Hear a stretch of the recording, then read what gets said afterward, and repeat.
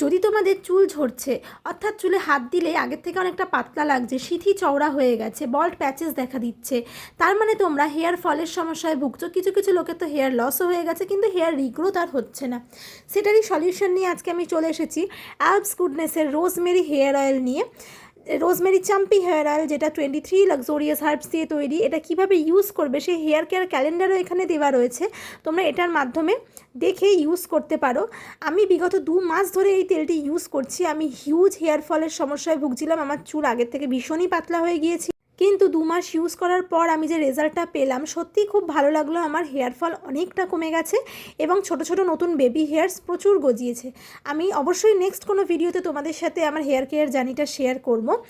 তো দেখতেই পাচ্ছ তোমরা, গ্রিন কালারের একটি বটলের মধ্যে তেলটি রয়েছে। তেলটি কিন্তু গ্রিন নয়, তেলটি কিন্তু ট্রান্সপারেন্ট হোয়াইট কালারের, লাইট ওয়েট টেক্সচার রয়েছে, কিন্তু মিনারেল অয়েলের মতন একদম লাইট ওয়েট নয়।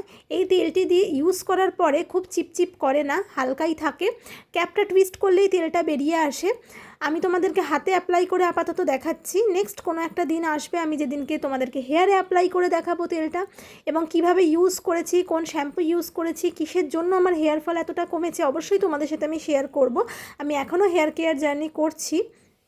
তোমাদের কীরকম লাগলো তেলটা আমাকে অবশ্যই কমেন্ট বক্সে কমেন্ট করে জানিও। আবার অন্য কোনো কিছু রিভিউ নিয়ে তোমাদের সাথে